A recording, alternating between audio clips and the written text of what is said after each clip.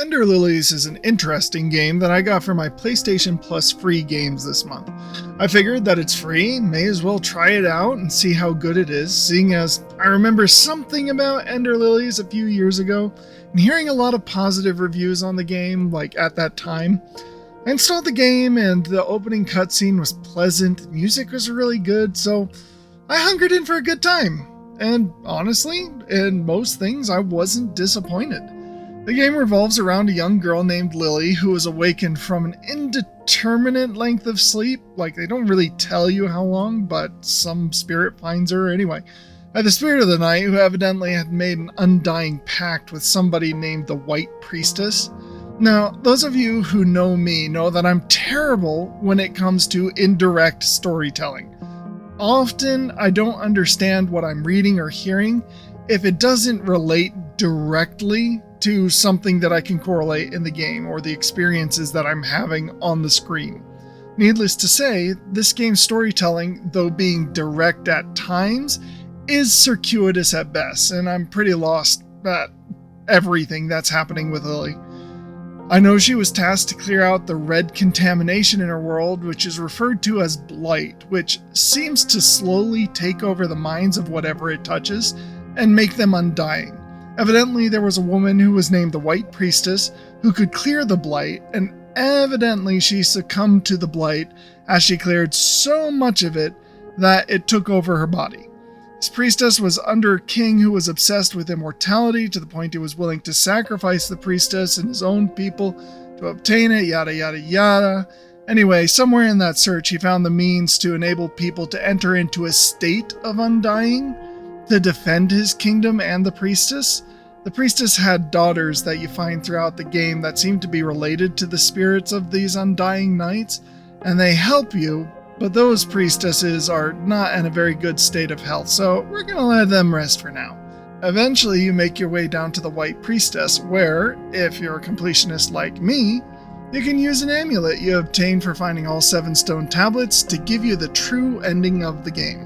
The artwork of the game is relatively great, the only thing being that you can tell it was animated by making each piece of the body a sprite and animating the movements of the joints instead of drawing the animations from scratch. Now, this isn't really a criticism. Like, with games like this, it actually fits the aesthetic of the game, and in general gets kind of a very endearing animation as you go throughout the game. From her first awkward dodge jumps that had her falling flat on her face to her later more graceful dodges that had you sliding across the screen so you were skating on an invisible layer of ice, the animation quality and artwork are fantastic. Each of the enemies are very interesting to look at, with little differences here and there between areas that add enough variety to existing enemies to make them interesting, and with a couple of new enemies that litter the area to build the area to be a bit better. I really enjoyed the look of all the enemies in the game, and the spirits that serve as a means of attack are no exception to that. Each one being a boss first, and then later on an ally to help you in various ways to combat or traverse the varied environments of the game, which do have some great variation, albeit somewhat jarring to encounter. Some areas are obviously outside, but also deep underground, so I don't know exactly how to read that. It's hard to get your bearing in places like that, but I'm sure somebody has it figured out. The music of the game is also highly enjoyable, with some tunes that you really do just want to sit there and listen to without progressing the game. There really isn't much perspective on this as it's genuinely good music, although outside the main theme that follows you into each area, I'm kind of finding it difficult to remember the boss themes, and as such it's because you're not likely to encounter it a lot. Which leads me to my first real issue with the game: the bosses. The bosses are awesome, don't get me wrong. They tend to have 3 phases, and when you get their attack patterns down, it's often not a very difficult fight. However, I feel like the bosses overstay their interest a bit too much. Even the first boss, which I beat on the first try, was really more an exercise in patience than anything. They have high health and very short windows to attack, which are made even shorter as the phases progress. This makes them artificially more difficult, and when you do something to make a boss more artificially difficult, you wind up only making them more annoying to deal with than anything. Multiple times I found myself dying to bosses because they exited their attack animations and were able to launch a full other attack while my attack animation was still getting charged. The fact that they have a giant health pool and are very often dealing crazy levels of damage to you means that you're going to be trying to defeat them for a good several minutes every attempt because you can't risk getting hit, and you need to wait for an actual obvious opening to attack before you can go on the offensive, before being forced to repeat the process. These bosses aren't hard, really, they're just annoying, and I feel if you were to have all of their HP, you'd have just as fun a game without feeling like the bosses were a complete slog to get through. Of course, they also have a level up feature and spirit upgrade feature if you really get stuck, but I found them to be incredibly lackluster. You can farm 20 levels and your damage only seems to be slightly greater than when you started, and there's only so many spirit levels you can realistically farm before it gets ridiculous. All of that topped off with a minuscule increase to health and no defense, and you have yourself a system that really just doesn't need to be there at all. This brings me to my next issue. All of the enemies in this game are slogs to get through. Really, every single enemy will, more often than not, take many hits to get through, and this goes from level 1 in the first room of the game all the way to level 100 in the last room of the game. It is frustrating, to say the least, that you never really feel as if you're getting any better at the game, because each area, the enemies take just as much to get through as the previous ones. They also suffer from having rapid animations and an inability to properly stagger, while your attack animations feel abnormally slow, and you seem to be really quick to stagger, as compared to them at least. The game does have a stagger meter that may as well not even be there. If you can defeat the enemy, you're more than likely to defeat it before the stagger runs out. And when the stagger does run out, most enemies are down for less than the time it takes for you to get out your next attack, which in general leaves you feeling exposed and unsatisfied with each encounter, more particularly with each stagger.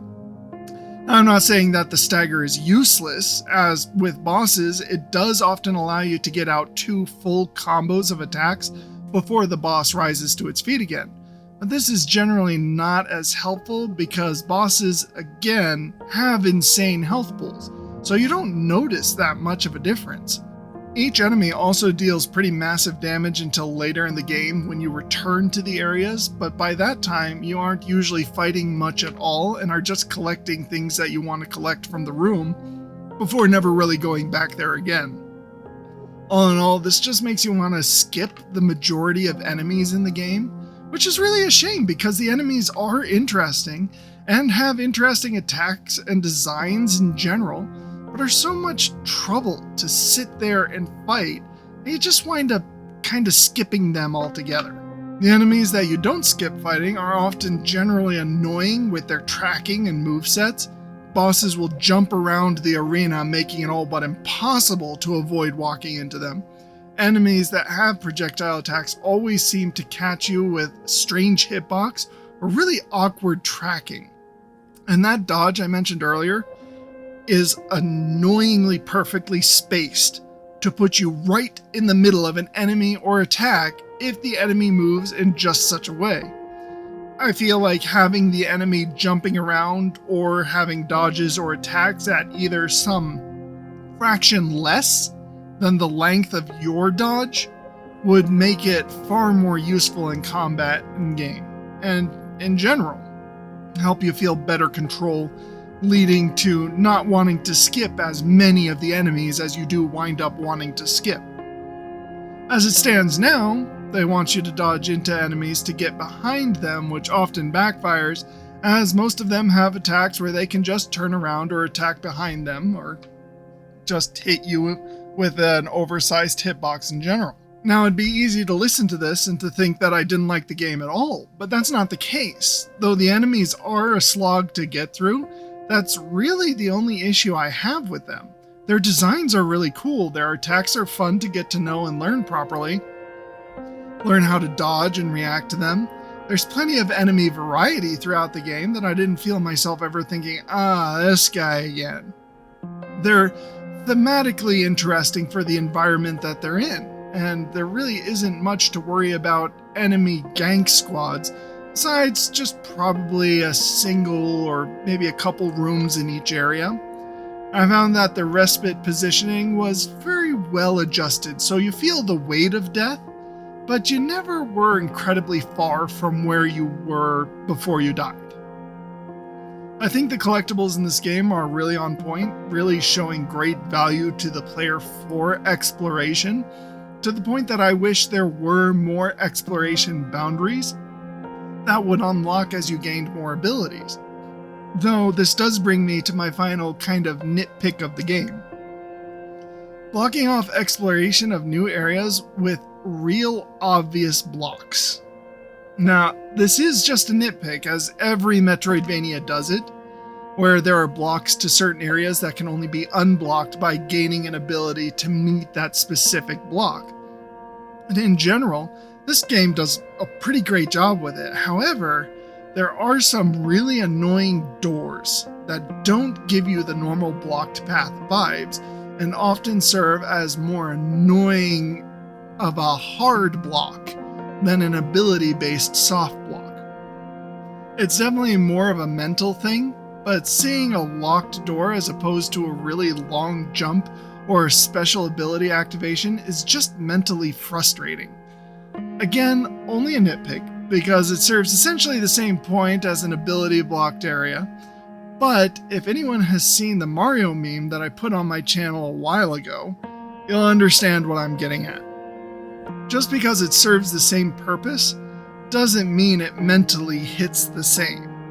Just like the exploration factor is hampered by having the rooms change color for you when you've gotten everything in the room, and the route showing red when not found makes it seem a lot more like a checklist to go through than an actual Metroidvania expedition and exploration. Having said that, I do feel like the game is good. It's really good. I had a lot of fun playing it. I just found that it lacked true polish. Like, there were just some things in the game that really could have been better, but the game itself was really fun. Like, here's a TLDR of my recommendations to make the game a bit better, in my opinion, and you can take or leave these as you will. Number 1, have enemies slowly get harder, with the enemies in the first part of the game only taking maybe 1 to 2 hits to defeat, and slowly moving up as you go through new areas, not just basically resetting the difficulty every area. 2, increase the animation speed of the player attacks and heals. It was just too slow compared to all of the enemies that you're fighting. 3, have the boss HP. The bosses are awesome. They're really great. They have too much HP though. For where they're found in the game, they just have too much HP, and what you're expected to be capable of doing for that part of the game, it just makes it a lot more of a slog to get through the boss. They overstay their interesting part. 4, allow map marking so that you don't wind up going back to uncompleted rooms without being prepared for the challenge that keeps you from completing the room. Simple map markers like little ups or downs, or maybe like different types of flowers. I don't know, something that you can organize in order to actually not have to keep going back to the room and be like, what was it that kept me out from this room? And then have to go back and forth multiple times. Number 5, adjust either enemy dodge or attack length, or the player dodge length, so that they're skewed enough from each other to not be dodging into the enemies as they dodge away from your attacks. This is really, really annoying for a few bosses. Like, a few bosses are really, really bad with this, and there are a couple of enemies in the game a little bit later that are also really bad for that. 6. Adjust the stagger to be more useful, or just get rid of it altogether. It can be done in a variety of ways, such as having staggered enemies stay staggered for at least the length of the slowest attack animation. Like, if the slowest attack animation, which I believe is the big mace wielding guy, if that one can get one hit off in a stagger animation, then I feel like the stagger animation is balanced. Otherwise, there's no point in having it. They get up before you can even do some of the faster attacks. And then finally, either enhance the effects of the level ups or get rid of leveling up. Just allow spirit upgrades to increase damage. It just really didn't seem like a useful mechanic. I didn't see any difference between level 1 and level 99. Like, I was at level 100 going back through the level 1 areas, and it still took 2 hits with my strongest guy to defeat some of the enemies if I didn't have the attack increasing relics on. And so that just makes it not worth it. There's no point in leveling up at all. Just get rid of the mechanic. But other than that, those are really my only suggestions for the game. I think that it was really good. The animation was great. The story was great, at least the parts of it that I understand. And somebody can probably correct me or point out something that I'm missing about the story, and I'd really appreciate that. But in general, I really did enjoy this game, and I think that it's well worth buying and enjoying. I got it for free once again with the PlayStation membership. But if you wind up buying it on Steam, I think it's worth the price. And I'm excited to try the Ender Magnolia. That seems to be an early release right now. So I'm going to look into that one, and maybe that'll be the next thing I stream. I'm planning on doing Black Myth Wukong in order to just see what that game is about. But other than that, I really appreciate you guys tuning in. I'll see you later.